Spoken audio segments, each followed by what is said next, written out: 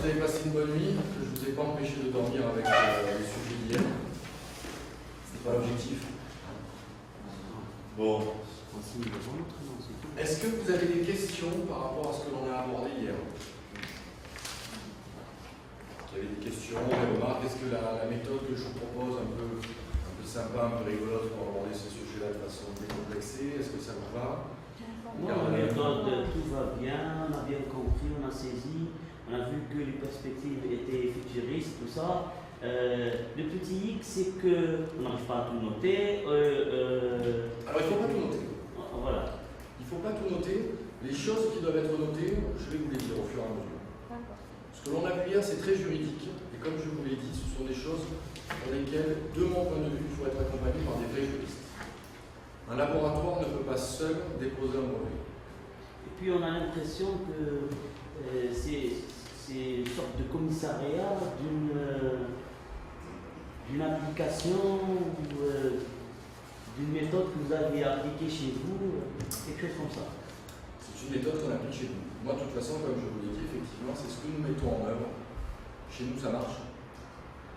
Mais chez les autres aussi. D'accord. Après, j'insiste, vous allez disposer d'un document de synthèse qui va reprendre tous les éléments clés avec une trame chronologique qui va vous permettre de vous mettre dans la peau du chercheur qui a une invention, qui veut déposer pour protéger son invention, qui veut la développer avec un financement. Après se pose la question du financement d'Algérie, en fonction des pays, ça varie. Et après, sur la commercialisation, les méthodes sont les mêmes. On va en parler cet après-midi. Puis la notion de brevetage, tout ça, il faudrait que ça soit vulgarisé en Algérie. Parce que nous, la culture de articles, publications, tout ça, c'est.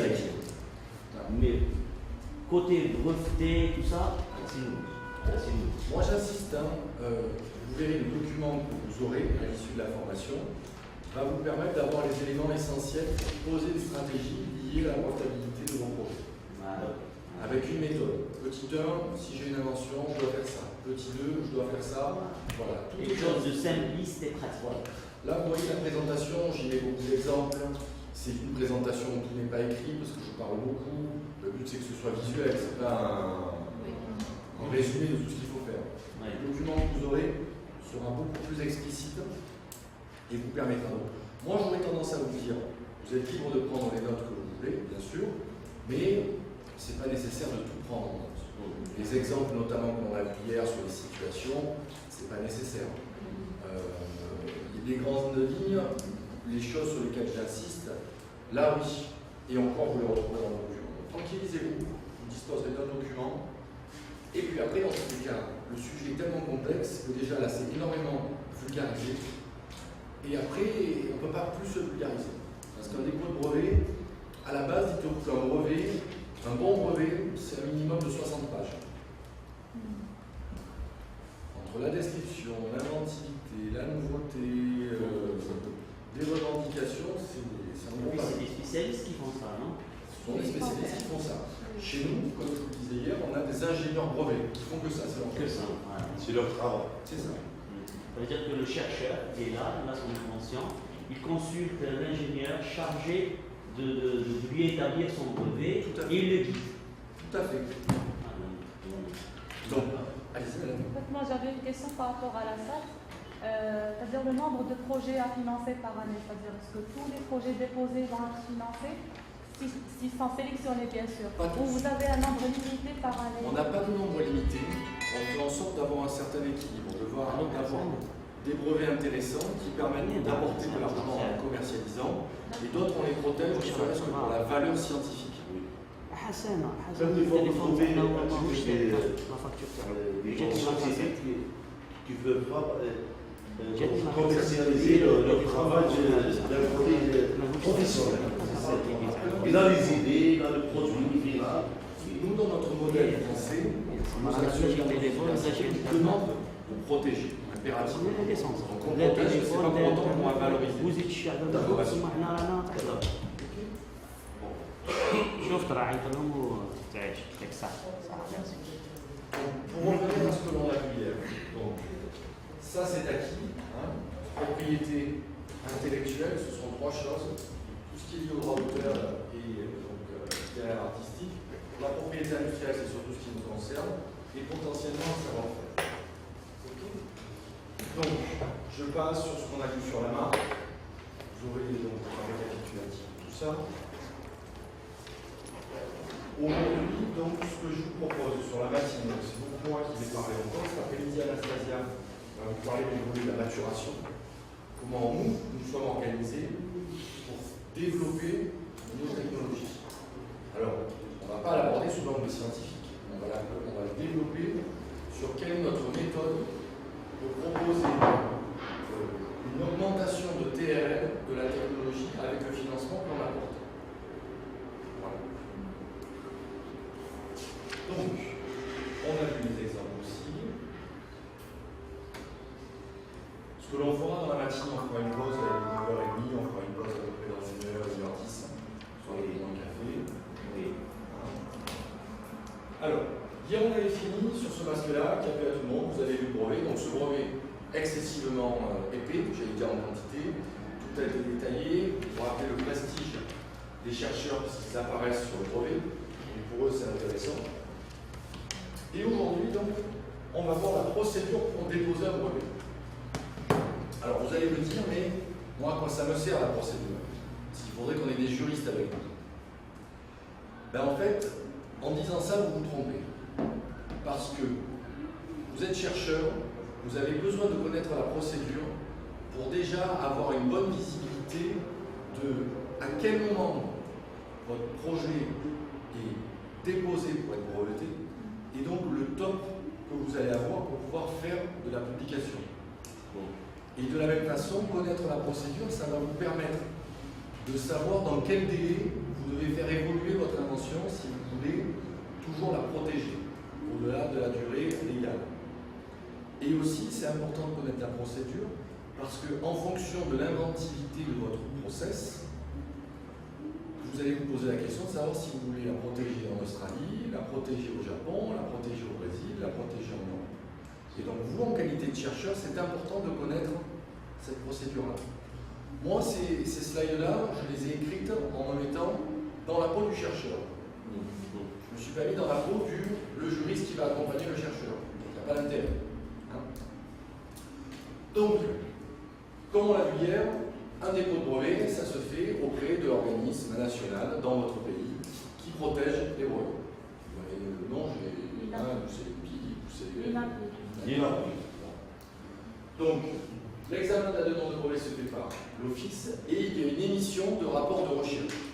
Donc, déposé, l'INAPI va vous transmettre un rapport de recherche. Ce rapport de recherche cite le document de l'état de l'art pertinent et est accompagné d'un avis de ce fameux chercheur expert dont on parlait hier, qui est ce personnage fictif, et qui va vous faire part d'éventuelles objections ou irrégularités. Vous voyez, la procédure pour vous elle est très importante parce que ce n'est pas votre juriste que vous pourrez éventuellement avoir qui va devoir faire évoluer le brevet, mais c'est vous. Parce que si la personne experte de l'INAPI vous dit votre process là, il faudra améliorer ça ou ça ne va pas, c'est que vous, en qualité de chercheur, qui pourrez le faire. Bon. Ensuite, donc, la publication de la demande de brevet est telle que déposée. À partir du moment où vous déposez, vous dites que le procédé A plus le procédé B permet de trouver une solution Y, même s'il y a beaucoup d'irrégularités, même s'il y a beaucoup d'observations éventuelles faites par l'INAPI, votre projet est déjà déposé. Et donc, vous pouvez faire de la publication derrière. Okay. Et ensuite, vous devez faire une réponse. Hein, c'est vous déposant, vous devez faire une réponse au rapport de recherche avec des modifications éventuelles, avec vos revendications. Et vos revendications, une fois rajoutées à votre dépôt de brevet, font la solidité de votre brevet. Donc, déposer un brevet, ce n'est pas simplement à T0, c'est au-delà d'une certaine durée, avec le retour de l'INAPI, que vous devez faire des observations, des revendications. D'accord.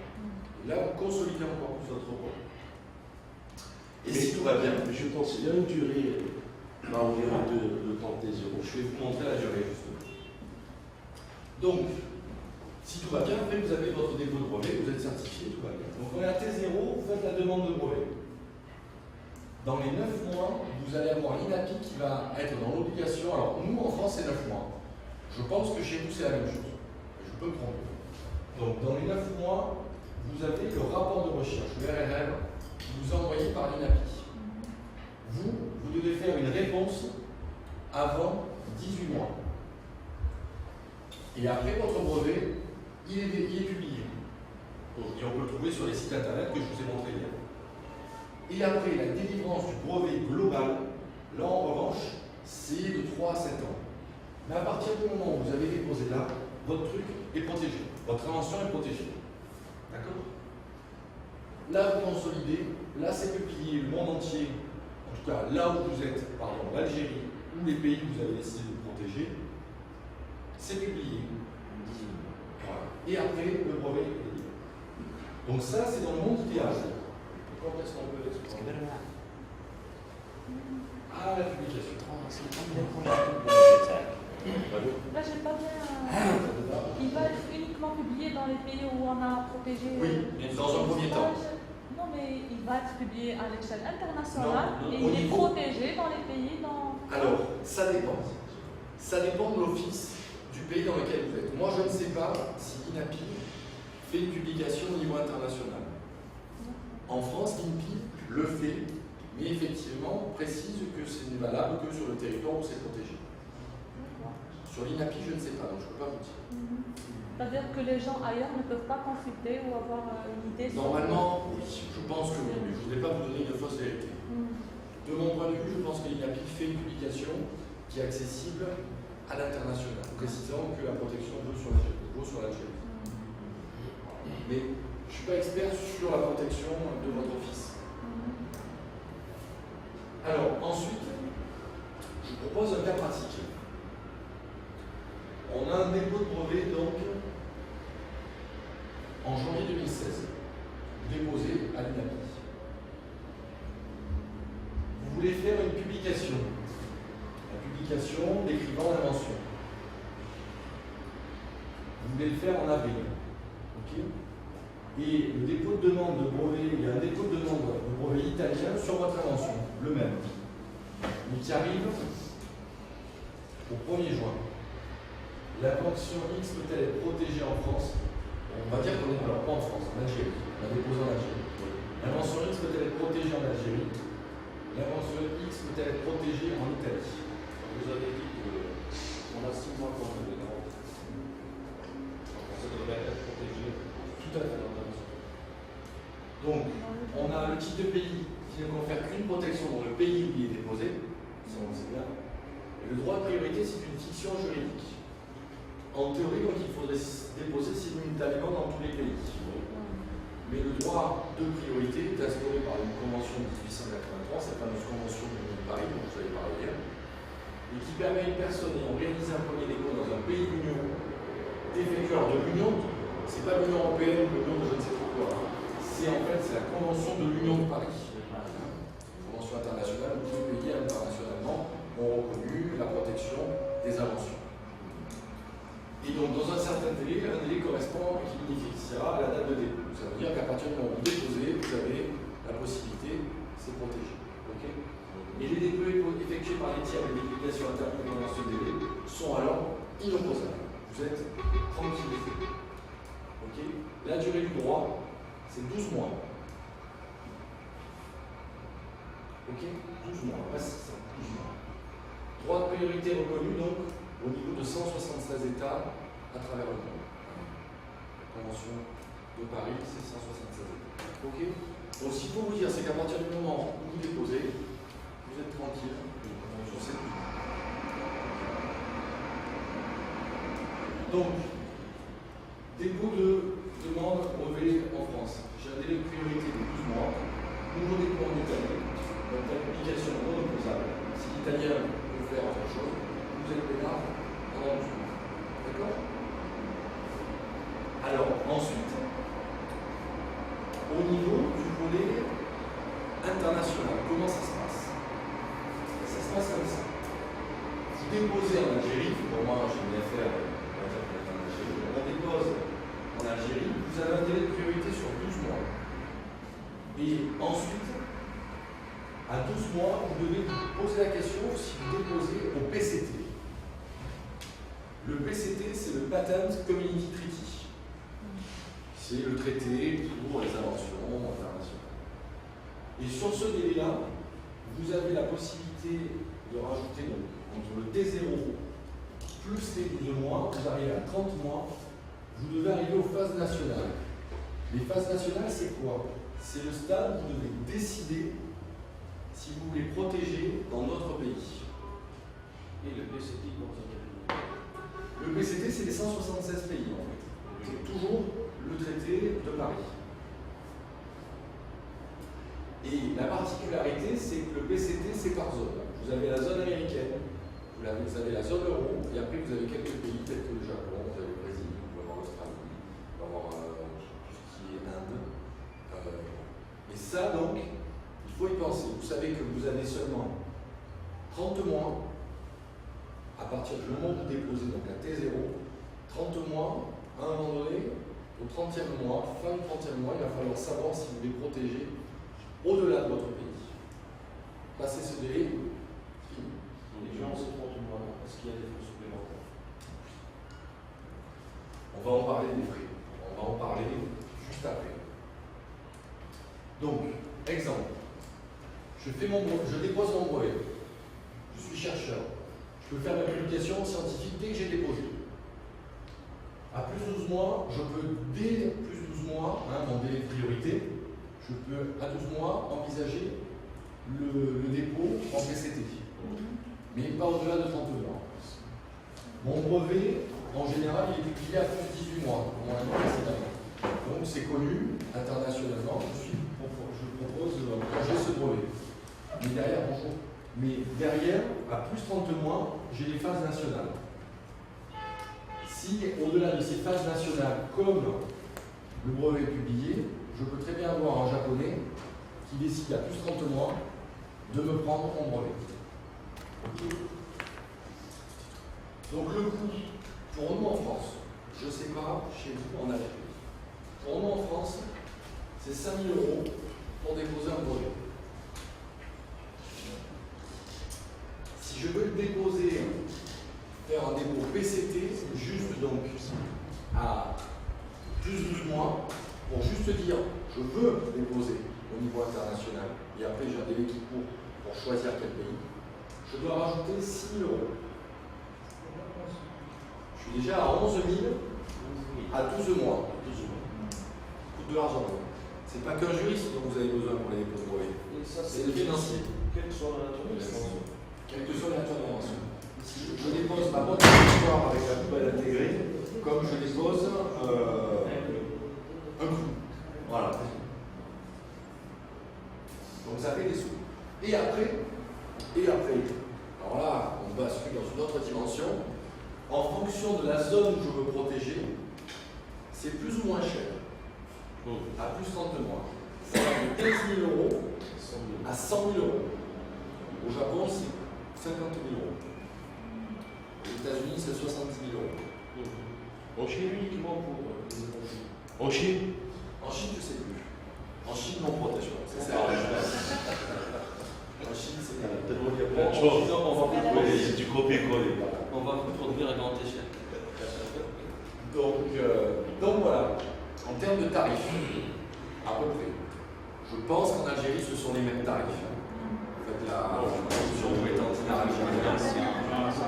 C'est moins cher. C'est moins cher que ça. Je pense qu'il y a une subvention de la marge. C'est possible. Encourager les gens. C'est possible. Juste pour déposer, vous devez payer 15 000 de dinars. 15 000 dinars, ça fait Le dépôt. 150 €. L'État est de bien. C'est une bonne chose. Mais c'est bien efficace. Des bons 150 €. Deuxième phase. Après, je vais vous dire, avant que l'État. À partir de là, les 6 000 €, l'État algérien, il est obligé de payer quelque chose, parce que le PCT, c'est une convention internationale. Il est phase nationale, pareil. Donc je ne sais pas qui paye en Algérie, mais il y a quelqu'un qui paye en tout cas, parce que les tarifs sont les mêmes. Donc voilà, donc sur la territorialité et sur le coût, c'est important de savoir ça. Alors, l'étude de liberté d'exploitation, c'est la recherche de brevets dans l'invention. Et la recherche d'antériorité, donc, la limite du brevet, c'est les articles scientifiques dont on est nécessaire. On est limité dans le temps pour 20 ans, on est limité dans l'espace, ça vous l'avez bien saisi. Et on doit se focaliser sur les revendications pour rendre le brevet encore plus solide. On doit vérifier le statut de la validité des titres, parce qu'effectivement, vous n'avez pas breveté et déposé un brevet s'il y a quelque chose qui est déjà pris. Et vous avez une incertitude sur 18 mois. Bon. Là, sur la liberté d'exploitation, je vais assez vite. Maintenant, je vais vous faire un peu sourire. Vous avez la possibilité d'aller avoir des fous rires quand vous êtes au travail. Vous allez sur ces deux sites internet, Free Patents Online et Crazy Patents, et vous allez découvrir qu'il y a des gens qui ont déposé des brevets magiques. Vous avez par exemple la planche de surf motorisée. Il y a une personne qui a déposé de l'argent en masse pour breveter une planche de surf avec un moteur. Elle n'existe pas. Elle est potentiellement commercialisable, moi j'en ai pas encore vu. Et pourtant, j'aime beaucoup. Bon, après, encore plus loin dans la folie. Un bâton pour amuser un animal. Il y a une personne qui a déposé de l'argent pour fabriquer un bout de bâton en plastique pour amuser son chien. Je sais pas. Après, attendez, on va encore plus loin dans la folie humaine. Il y a une personne qui a déposé un masque anti-morsure pour humain. Ça a été breveté. Je sais pas, c'est une personne qui a cru voir trop de films américains avec des zombies, pensant que les zombies allaient l'attaquer, je sais pas. Je sais pas. Mais ça existe. Il a breveté, il a payé, et si demain vous avez la volonté de déposer un brevet de masque anti-morsure pour hommes, vous ne pouvez pas. C'est déjà protégé. Ça existe. Donc vous voyez, on va loin dans les brevets. Ensuite, pareil, vous avez le beer umbrella. Le beer umbrella, c'est sur votre bouteille de soda, en fait, vous clipez un espèce de petit module avec un petit parasol qui garde votre bière au frais. Ça a été breveté. Un petit umbrella pour la bière. Pour la boisson, pour le soda. Après, il y a des personnes qui ont breveté la méthode pour amuser un chat avec un stylo laser. Attention, hein. La méthode, hein. J'ai pas dit le stylo laser, hein. J'ai dit la méthode. Donc il y a des personnes, imaginez le truc, hein. Des personnes qui ont écrit un brevet pour dire voilà, avec mon rayon laser, je fais des choses pour faire plus amuser. Et c'est possible. On a une invention, c'est nouveau, et on a un savoir-faire, c'est inventif, on a un problème, on ne sait pas amuser le chat, donc on va amuser le chat. Ça peut aller très loin. Et ce qui est très important à retenir, pourquoi je mets ça, c'est que vous pouvez tout déposer à partir du moment où c'est nouveau, à partir du moment où c'est inventif, à partir du moment où ça solutionne le problème. Ça ne prend absolument pas en compte la valeur scientifique. Tout est possible. Sauf que ça coûte de l'argent. Pour déposer le brevet. Ok? Alors, est-ce qu'on a des mathématiciens dans la salle? Des informaticiens, mathématiciens. On va parler de logiciels, puisque ça fait partie aussi des choses que l'on peut protéger. Donc, pour les logiciels, vous avez deux options. Soit un brevet qui assure une protection sur les fonctions techniques du logiciel, c'est une protection sur le fond. Soit c'est le droit d'auteur. PLA. PLA. Ça assure une protection sur la forme d'expression du logiciel. Et c'est lié au droit d'auteur. Hier, je vous prenais l'exemple de Claude François des chansons. Vous êtes informaticien, vous pouvez protéger votre logiciel. C'est comme si vous êtes Claude François. Vous avez un droit d'auteur.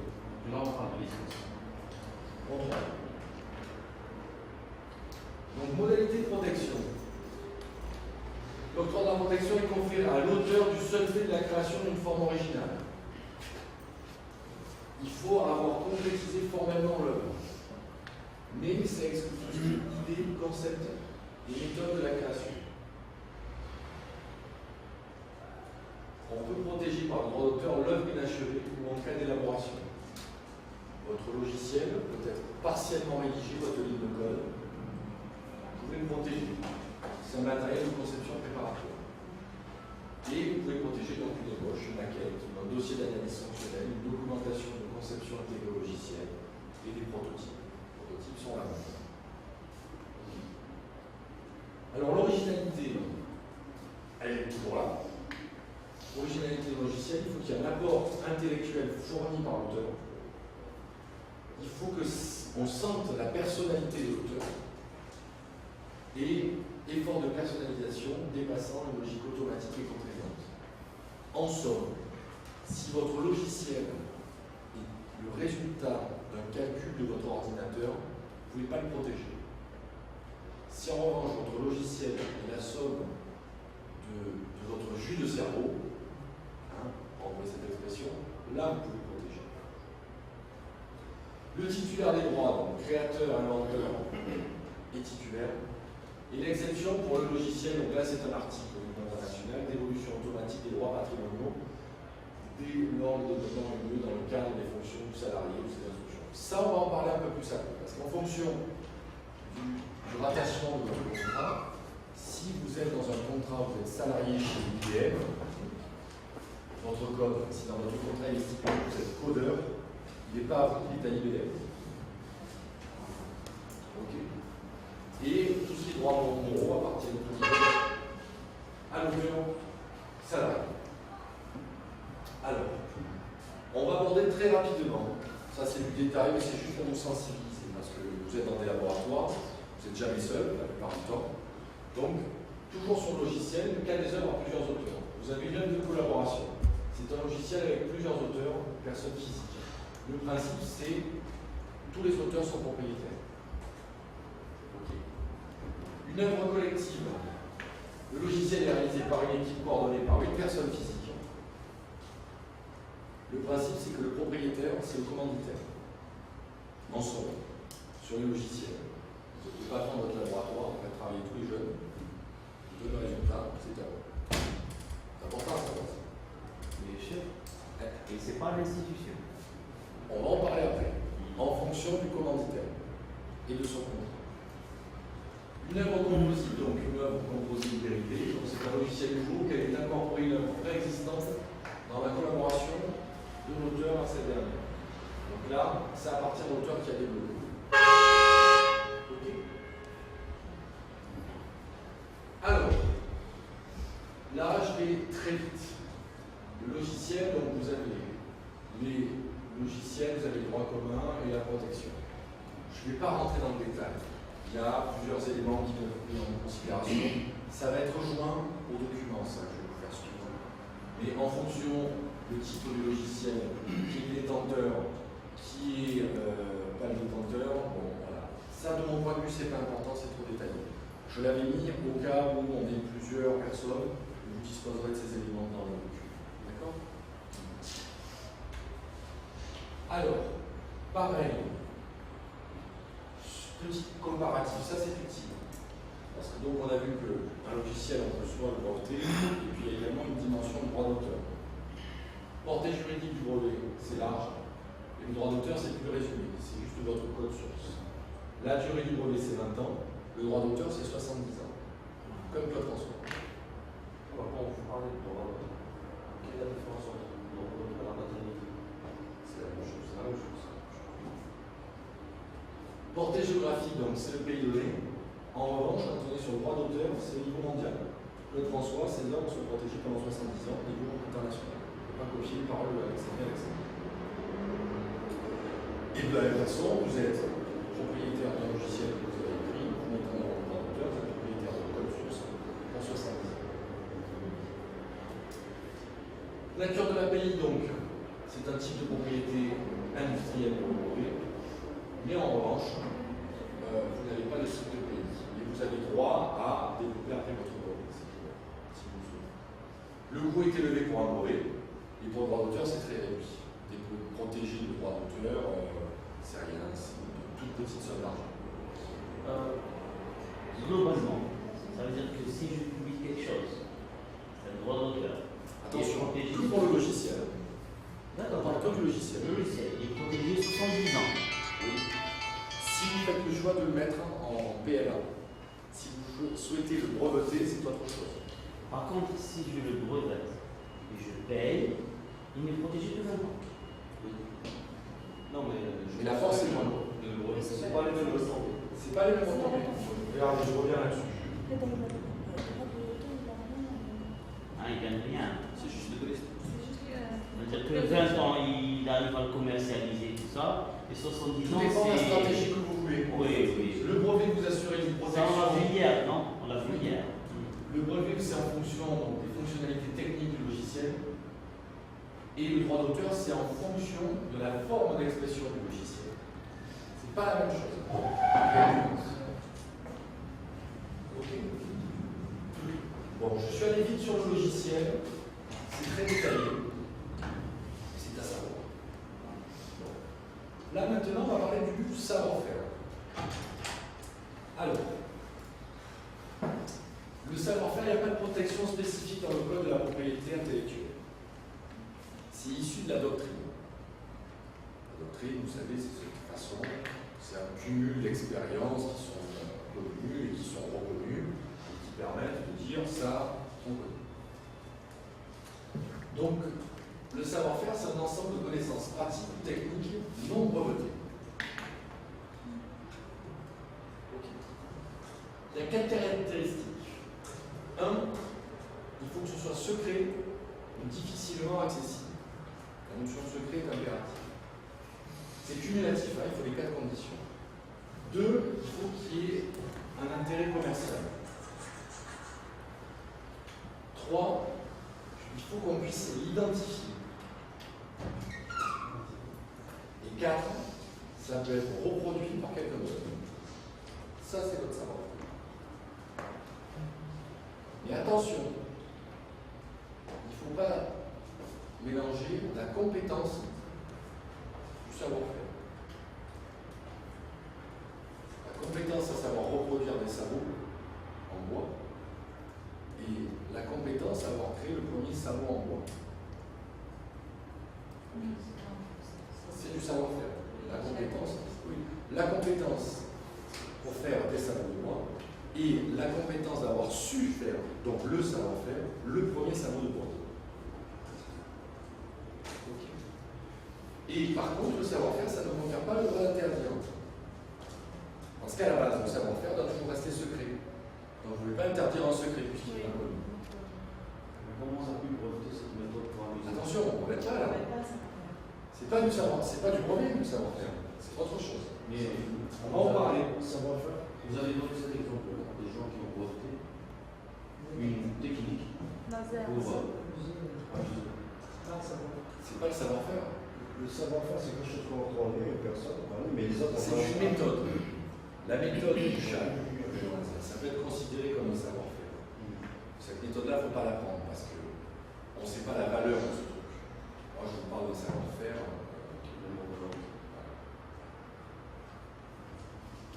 Alors, je vous donne des exemples.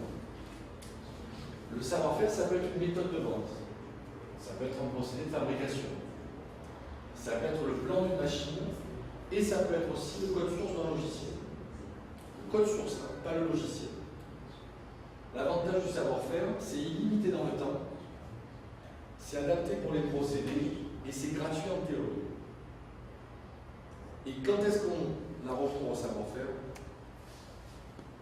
Quand l'invention n'est pas brevetée, lorsque les coûts du brevet sont trop importants au niveau de l'espérance du gain, lorsque le savoir-faire a une durée supérieure à 20 ans, typiquement Coca-Cola, et lorsque la technologie ne peut être copiée. Alors moi, hier je vous parlais d'un élément auquel on ne pense jamais sur le savoir-faire, mais qui est pourtant celui qui est le plus connu à travers le monde. connu depuis des siècles dans les îles, dans le Pacifique. L'exemple le plus flagrant pour le savoir-faire, ce sont les shapers en fait, de planches de surf. Les shapers de planches de surf disposent d'un savoir-faire. Vous ne trouverez pas quand vous passez, si vous faites du surf, si vous achetez une planche de surf faite par un shaper, votre planche de surf elle est unique. Le shaper a un savoir-faire particulier. Mais il n'y a pas d'intérêt pour lui la breveter. C'est la méthode qu'il a pour affiner la planche. Et c'est un véritable savoir-faire. Et vous avez notamment toute l'industrie du surf, les grandes marques du surf, qui fondent en fait leur propriété intellectuelle sur le savoir-faire des shippers. Et qui ont donc, non pas des ingénieurs brevets chez eux, mais des shippers. Vous voyez le shipper, vous avez tous peut-être à l'image, vous voyez dans une pièce où il y a plein de poussière blanche, une espèce de planche, vous voyez un gars avec un masque, avec des matériaux, et il a une façon de polir en fait la planche bien particulière. C'est du savoir-faire. Et alors maintenant, je vais vous prendre un exemple. Je vais vous prendre un exemple sur autre chose pour vous montrer.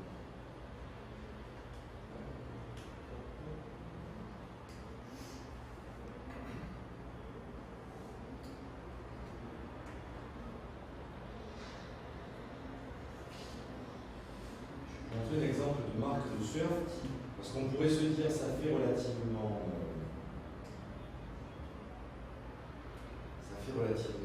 vieux de se dire un shaper, on pourrait l'associer à un fabricant de sabot de bois, mais un fabricant de sabot de bois n'est pas un shaper. Je vous prends typiquement une marque de surf américaine qui s'appelle Hightech. Ils ont des dispositifs en fait de shape pour les planches de surf, mais très techniques. Là avec un matériau en hexagone qui permet à la planche de surf d'être cassable. Là, une masse reproduite en fait de matériaux de compost. Là, vous avez différents produits, différentes techniques, plus le polissage de la planche. Typiquement, une planche de surf auprès de cette marque Hightech, ça vaut entre 5 000 et 6 000 euros. Une planche de surf. La marque s'appuie sur le savoir-faire de ses shapers, très techniques. C'est comme si on reproduit, si vous voulez, mettons-nous quelques siècles en arrière, avant qu'il y ait des médecins. On avait des gens qui prenaient des plantes dans la montagne, les arboristes, voilà. Moi, si je me mets côté français et avec Astérix Obélix, on a notre druide avec les plantes et la potion magique. Bon. C'est typiquement ça. Donc aujourd'hui, on a des médecins, on a des chimistes, on a des chercheurs. Les shippers, il y a quelques siècles, c'était ça. Mais ça n'empêche que vous avez donc un savoir-faire protégé par des sociétés qui font beaucoup d'argent sur des méthodes de savoir-faire de fabrication de planches de surf. Quand vous parlez de protéger cette façon de faire, si quelqu'un arrive à découvrir le secret, est-ce qu'on va l'empêcher? Regardez votre Coca-Cola, on sait comment ils mélangent le cola avec un peu de sucre là, du Coca-Cola. Donc, c'est pour ça que le secret, c'est l'élément fondamental sur les questions de savoir-faire. Et donc, sur mes questions de planche de surf, c'est l'exemple que je prends, parce que j'aime ça, mais aussi parce que c'est l'exemple le plus flagrant. Il y a un secret difficilement accessible. Là, la publicité que je vous ai montrée de cette marque de surf, on vous dit qu'il y a un composé particulier, mais on ne vous dit pas quel est ce composé. On vous dit que la planche est incassable, mais on ne vous dit pas pourquoi elle est incassable. Est-ce qu'il y a des barres de fer dans la planche? Est-ce qu'il y a un produit particulier? Je ne sais pas. Est-ce qu'il y a un intérêt commercial? Vu le nombre de surfeurs qu'il y a à travers le monde où que l'on se trouve, oui, on vend des planches de surf. Identifier, on peut le formaliser, on peut dire voilà, ma méthode, mon savoir-faire, c'est de faire des planches de surf comme ça, avec des coups comme ça, avec un matériau particulier, mais je garde le secret. Et c'est transmissible par un tiers compétent. Un shaper qui rencontre un autre shaper peut discuter en disant moi voilà, ma planche de surf, pour qu'elle soit solide, j'y mets ça, j'y fais ceci, je la taille comme ça. Voilà. Et ce que je vous dis pour les planches de surf, c'est reproductible sur un autre segment, l'aéronautisme. La coupe des ailes d'avion, à une époque, c'était pareil. Bon, maintenant c'est breveté. Mais au départ, il y avait un savoir-faire sur comment faire les aides d'avion. Voilà. Ok.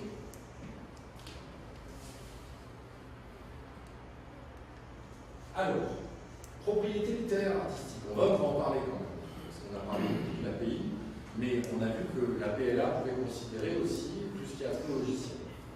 On va aller relativement vite. Donc c'est un droit immatériel exclusif. Ça protège la création d'une œuvre par son auteur et ça encourage les arts et récompense des forts créateurs de l'auteur. Vous pouvez déposer, protéger une propriété d'auteur sur l'œuvre, quel que soit le domaine dans lequel vous êtes. Vous pouvez faire de la chimie en alexandrin, en poème. Vous le protéger. Est-ce que ça vaut quelque chose? Je ne sais pas. Donc ça concerne les écrits, la musique, les images, les films, la sculpture, les présentations orales. Les présentations orales, ça peut être tout et n'importe quoi. Il y a les formes. Et c'est indépendant du genre, de la forme, de la durée, de la destination. Alors en revanche, ça ne concerne pas les recettes de cuisine, les thèmes d'une histoire ou d'une théorie, le genre musical, les principes mathématiques, parce qu'une découverte, ça demeure toujours non protégé. Ok. Alors, conditions de protection. C'est une œuvre pour une forme, pour une œuvre originale. La notion d'originalité, donc ça reflète la personnalité de l'auteur. Je prends l'exemple toujours de Claude François. Alexandrie Alexandra, ça reflète la personnalité de l'auteur quand il était à Alexandrie, quand il était. Voilà. S'apprécie par rapport aux œuvres antérieures, donc il y a une distinction, et peut-être assez subjective, en prendre de la personnalité de l'auteur. Sur le droit d'auteur, il faut retenir ça. Il faut que la personnalité de l'auteur apparaisse. Exemple, ça, est-ce que vous savez ce que c'est? Eh ben non. Ça, c'est une œuvre d'art. Oh. Donc, c'est pas des blagues. Hein. Ça, c'est exposé au musée du Guggenheim. L'auteur, c'est Dars. Et il appelle ça tomate sublimée. Ça vaut 1 million d'euros. 1 million d'euros. 1 million d'euros. C'est beaucoup quand même. Alors attendez, on va se parler. Parce que j'aime le surf, mais j'aime l'art aussi. Vous allez voir.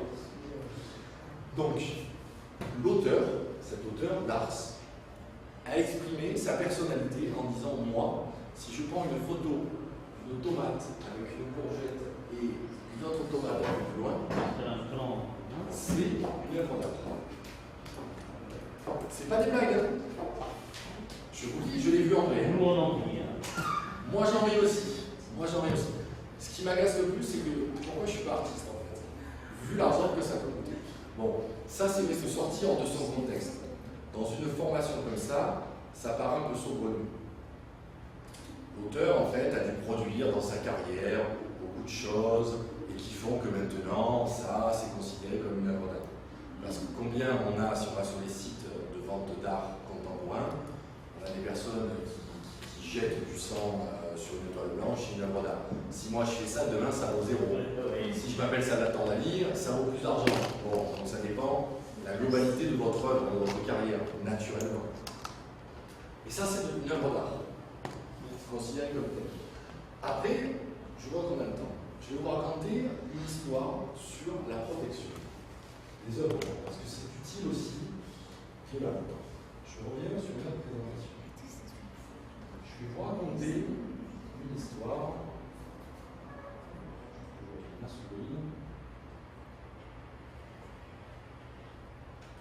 Ceci, est-ce que vous savez ce que c'est? On va peut-être pas très bien le voir.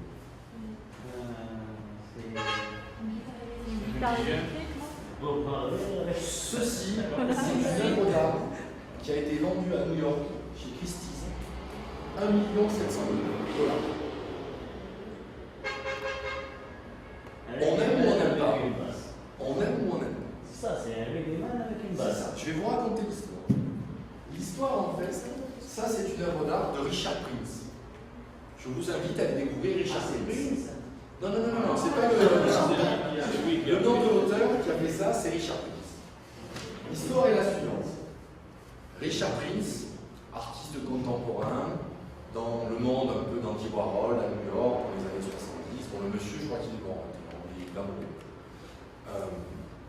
Et pourquoi je vous en parle? Parce qu'il y a une question de protection du droit d'auteur derrière tout ça. Et derrière tout ça, il y a un Français. Il y a un Français, journaliste, dont j'oublie le nom, et dont tout le monde a oublié le nom, mais on pourrait trouver, qui est allé un jour en Papouasie, et qui est allé prendre des photos des personnes qui vivent en Papouasie. Et donc, il a pris les photos de ce gars-là, avec les rastas, l'ongle, le mec qui était en maillot. Voilà, il a pris des photos. Comme vous et moi, quand on va dans un pays faire du tourisme, on prend des photos des gens qu'on rencontre. C'est sympa, ça nous fait des souvenirs. Ce journaliste a publié ses photos. Il les a publiées, il a fait un album, il les a mis en ligne, je ne sais pas où. Richard Prince, il a eu une idée, il a dit moi ces photos elles me plaisent, mais je vais en faire des œuvres d'art. Richard Prince, c'est ce qu'il a fait. Il a coupé en fait un truc là, il a mis une guitare bleue, il a mis 3 formes ovales pour cacher les yeux de la bouche. Il a collé ça, il a reproduit ça en banc, alors c'est une bande de toile, hein, ça va faire 1 mètre sur 2 mètres, un truc comme ça. Et il a dit c'est une œuvre d'art. Alors je lis le nom de l'œuvre d'art. Et donc en fait, on se retrouve, cette chose-là est exposée chez Christie's, donc grand hôtel de vente à Paris.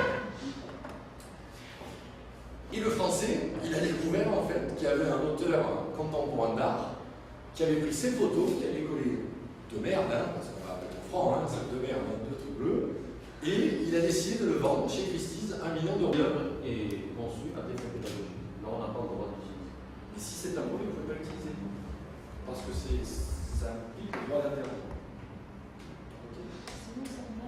On fait la pause ou on pose encore? Alors, je vais vous proposer, avant de faire la pause, puisqu'il est à 10h30, comme ça, on finit totalement sur la propriété intellectuelle. Juste à retenir les éléments un peu importants. Donc là, si vous voulez, vous notez. En note. Là, c'est bien. Ça va être un peu la synthèse de tout ce qu'on s'est dit depuis hier et sur ce début d'intime. C'est terminé. Là, c'est bon. Regardez, vous parliez de photos. Wow. Regardez, j'ai cité la source en fait où j'ai pris cette photo. Pinterest.com. Il n'y a aucun problème. Personne ne pourra en dire quoi que ce soit.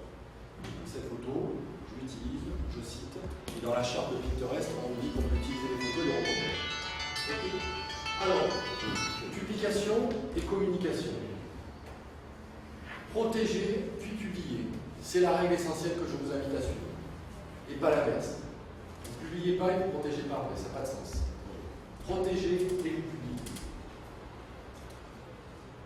Toute divulgation que vous ferez, écrite ou orale, ou ne serait-ce que visuelle, rappelez-vous l'exemple de la formule écrite sur un tableau Velleda, il y a des étudiants du collège qui passent, qui filment, on met ça sur internet, c'est publié.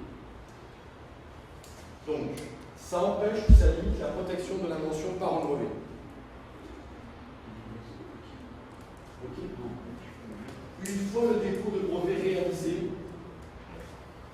vous pouvez diffuser vos connaissances sans que cela soit considéré comme une divulgation. Ainsi, le brevet est déposé, vous y allez, dites ce que vous voulez. Rien ne arrive. Le temps de long. Quand vous parlez de défaut, c'est des zéros. C'est zéro. Ok. Alors ensuite. Ah, une minute, j'ai pas noté. Ah, pardon. Divulgation. Alors. Donc ça, vous voyez, s'il n'y a qu'une seule chose à retenir de tout ce qu'on s'est dit hier, c'est ça. Sur l'état d'esprit. Après, on a complexifié, on s'est posé la question dans nos universités, est-ce qu'il faut avoir des juristes ou pas? On a dit que oui, c'était mieux parce qu'effectivement, un chercheur cherche, un chercheur n'est pas juriste. Bon, mais sur la base, sur la stratégie, si demain, votre université décide de se lancer dans la valorisation de l'innovation, ces éléments-là sont essentiels. 3 points. On protège, on publie après. Une divulgation, ça vous empêche ou ça vous limite de déposer correctement et d'avoir un brevet solide.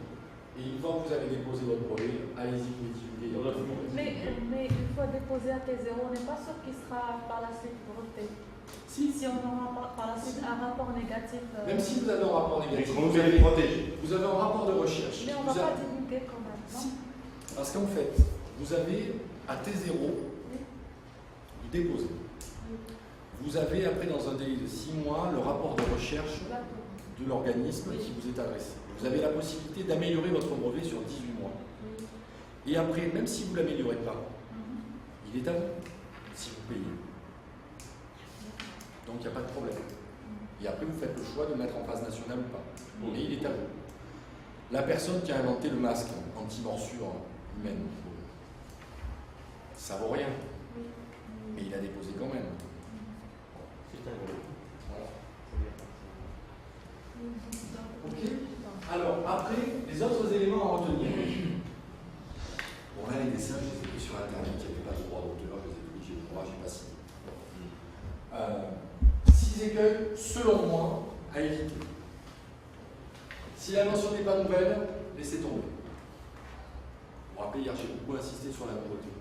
On avait les petits cas d'espèces, la nouveauté, c'est un impératif. Si ce n'est pas nouveau, laissez tomber, ça ne vaut pas la peine de mettre de l'argent. La solution apportée est encore plus compliquée que le problème. Aucun intérêt. L'inventeur a divulgué son invention. Si vous êtes allé sur un salon 6 mois avant de déposer, que vous avez dit, moi j'ai la formule mathématique qui va permettre de solutionner le problème lambda, c'est pas vrai. Tôt ou tard, on va trouver que vous avez divulgué à un moment donné et votre brevet, valeur très faible. Ensuite, quatrième écueil, selon moi, il vaut mieux garder le secret d'une invention que de déposer un brevet parfois. Parce que des fois, si vous êtes chercheur, votre secret a plus de prestige et vous pouvez effectivement envisager le droit d'auteur, 70 ans d'autorisation. Donc il faut mesurer. Mais, excusez-moi, est-ce que vous avez le droit de faire le match arrière, retirer le brevet? Non. Jamais. C'est déposé. Tes zéros, tu déposes, c'est bon. Même si tu retires. Ouais.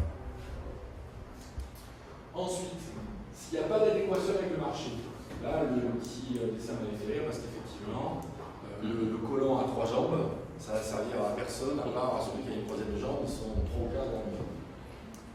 Bon. Et après, l'autre écueil à éviter, l'inventeur surestime la valeur de son invention.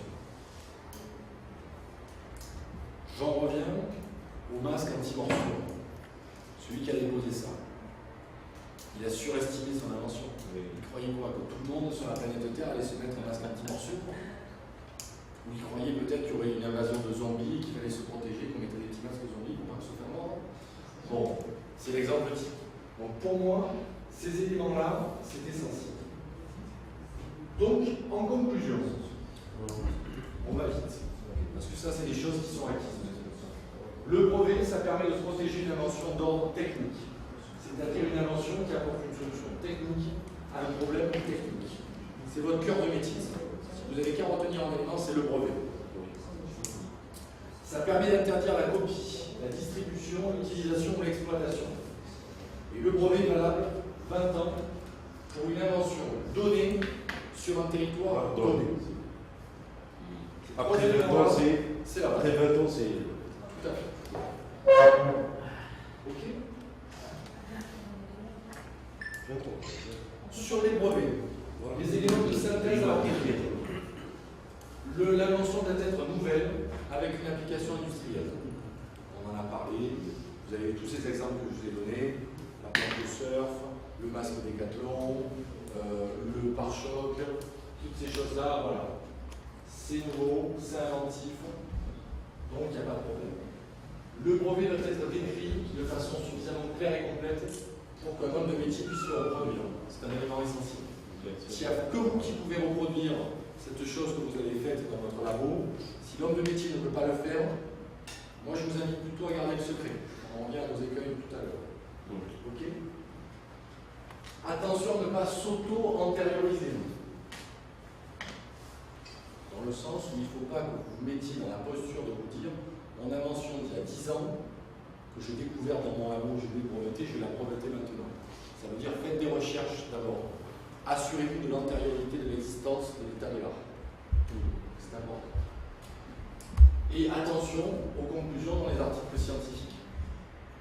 Dans vos articles scientifiques, quand vous les faites paraître, souvent la tendance, quand on est chercheur, si on n'a pas breveté, c'est de dire en conclusion, voilà, en 2 lignes, vous donnez la solution de votre problème, de votre truc, hop, ça y est, c'est fini. Vous pouvez rien faire. Parce que la plupart du temps, dans la conclusion, on a envie d'aller vite, mais dans la présentation, on évoque des sujets, on a envie de... Hein, vous êtes chercheur, moi pas. Vous voyez, les conclusions de publication, la plupart du temps, elles sont cinglantes, tout est dit dedans. Si vous n'êtes pas breveté, je prends juste les 2 lignes de la conclusion, je dépose le brevet, je fais de l'argent sur votre jeu.